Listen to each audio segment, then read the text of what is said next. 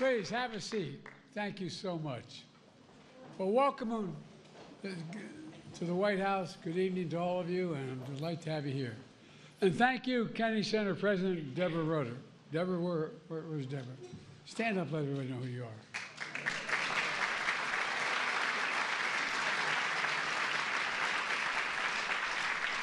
The board chairman, one of the most generous men I've ever known on everything is in need. A friend of mine, David Rubenstein. David, stand up.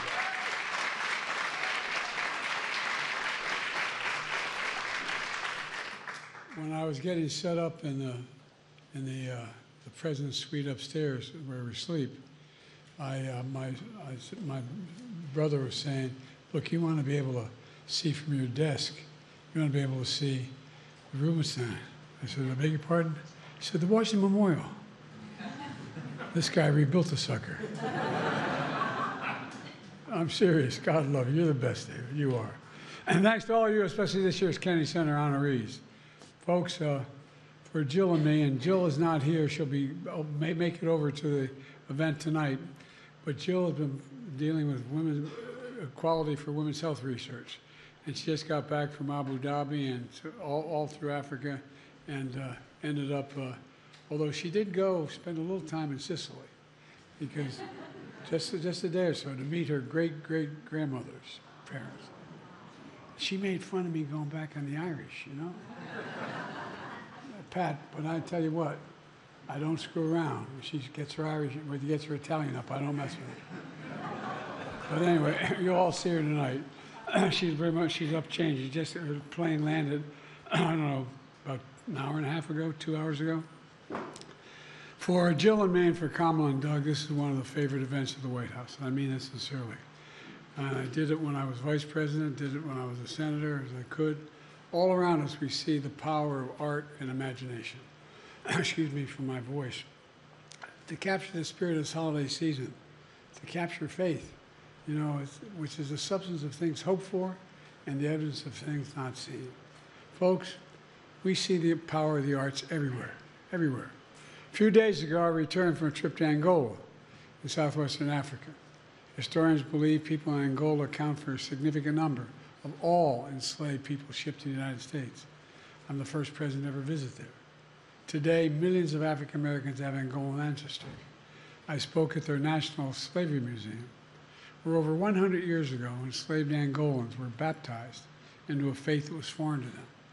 Their names were changed against their will. They were condemned to a slave ship bound for what was referred to as the Middle Passage. I saw the artifacts, the shackles, the whips that tortured their bodies. I also saw something else. I saw folk instruments Angolans used to share the strength and hope and persevere. Instruments like those that they would take all the way across the Atlantic to help them lay the foundation for black folk music in America. It's really remarkable how much music has played a role in everything.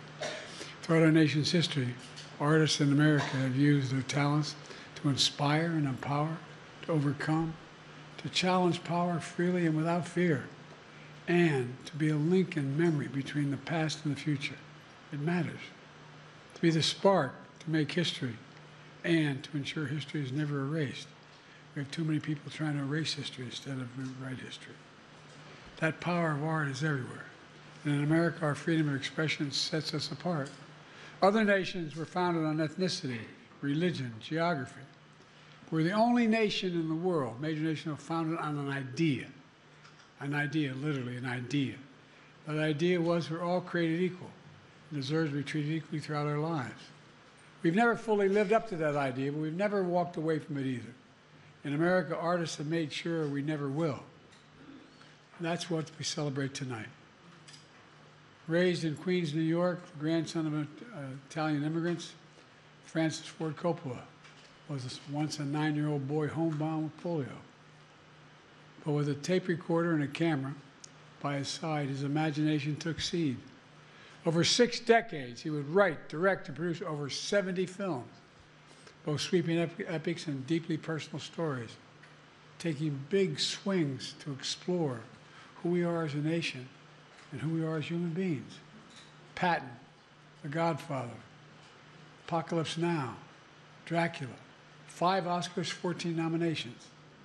Mentioning fellow filmmakers and partnering with his good friend George Lucas to pioneer innovations in filmmaking. Fostering talent before they were stars, like previous Kennedy Center honorees who are here tonight. Robert De Niro. Robert, stand up. I'm a big fan, man. I want everybody to see you.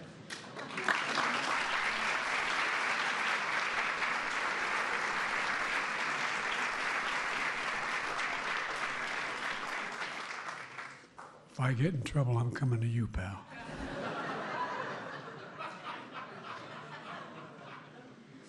Well, Francis, I'm looking for work in February. So maybe you've got something for me and a Biden-De Niro combination here.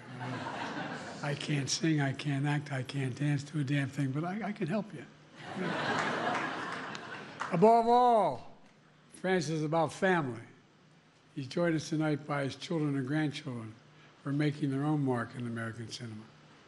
For a storied career of independence, vision, I say congratulations, Francis, and thank you. Thank you, thank you, thank you for all you've done.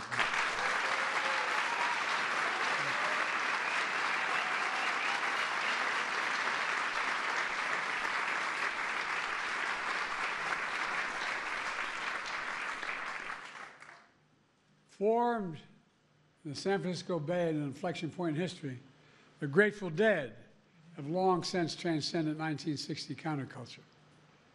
Technical virtuosos fiercely dedicated to their craft, they've fused decades and dozens of musical styles to create a willowy new American sound, experimental, innovative, and brave. Their lyrics tell the story of dreamers and rebels, where iconic jams are just a performance. They're not just that, but they're an ongoing conversation with generations of devoted fans. Hundreds and hundreds of songs. Recorded 59 of top 40 albums. 59. 2,300 concerts from Woodstock to Egypt's Great Pyramids. One of the most popular bands ever to be watched live in concert. Look, there's still a lot of deadheads around.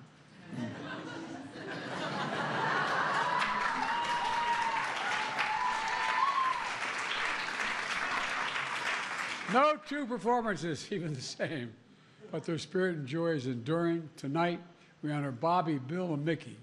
Guys, where you are.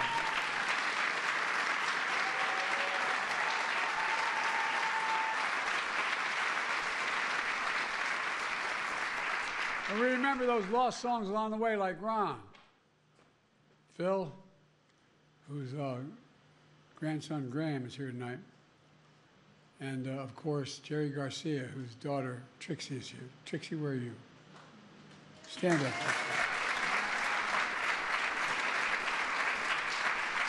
Ladies and gentlemen, the Grateful Dead.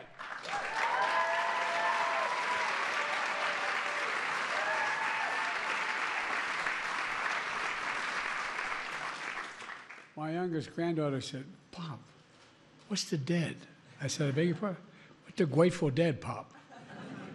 Anyway, joining them here tonight is another California native. Bonnie Raitt, born and raised in Burbank, the daughter of a famed Broadway singer, accomplished piano player with two musical brothers.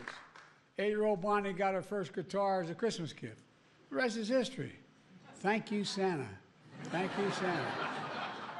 Over the last 50 years, she's only 50 now, 13 Grammy Awards, 31 nominations, more Grammy performances than any woman in American history.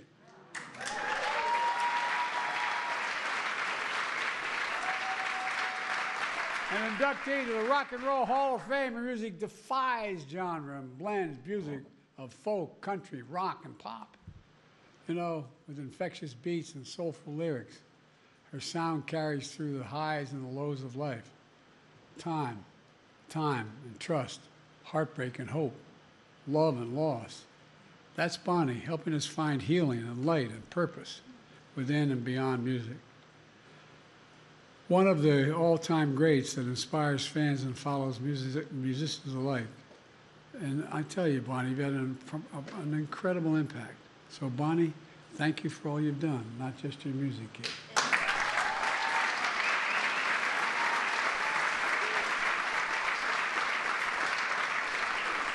When Bonnie picked up that guitar at 8 years old in California, there was a young boy more than 2,000 miles away in Cuba, born to a mechanic and a homemaker, raised in a home with a dirt floor. Arturo Sandoval was 10 years old when he picked up the trumpet. Under a comics museum that controlled everything, from where people could travel to what they could read, his musical talent was undeniable and uncontrollable. While jazz was thriving in the United States, he spent 3 months in jail. 3 months in jail for listening to American legends on the radio. At great risk to he and his family, they fled Cuba for America, to live in the land of the free and share his own jazz sounds for the entire world. 33 albums, 10 Grammys and an Emmy and the Medal of Freedom. Arturo's story is the American story, a nation of immigrants, a nation of dreamers, a nation of freedom. Congratulations, Arturo. God love you.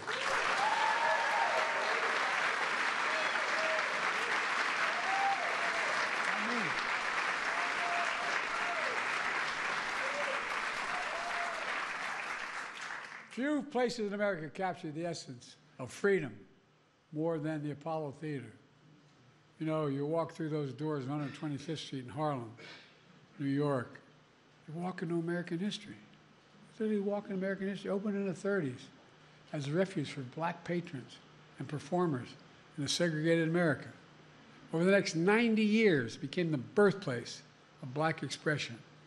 Home for the hopeful, school for stars in music, dance, comedy, acting, and so much more, including former Kennedy Center honorees Ella Fitzgerald, James Brown, Gladys Knight, Stevie Wonder. The list goes on. You know, when there were few places to go, there was showtime at the Apollo. Showtime at the Apollo. A big stage, a boisterous crowd, a beacon of what's possible, shaping a fearless future of equality and inclusion in the nation. You know, one where black excellence is celebrated, not denied, reminding us all that black history is American history, for God's sake. Black culture is American culture. For the first time, the Kennedy Center is bestowing this honor to an institution and not an individual. Thank you, Apollo Theater. Thank you, thank you, thank you.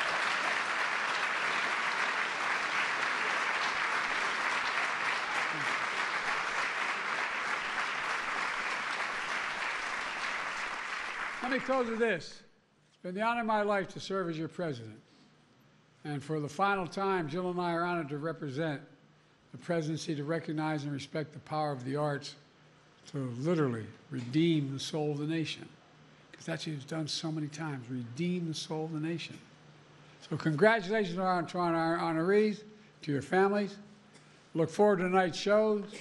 God bless you all, and may God protect our troops. Thank you, thank you, thank you. Distinguished guests, please remain in your seats as the President, Vice President,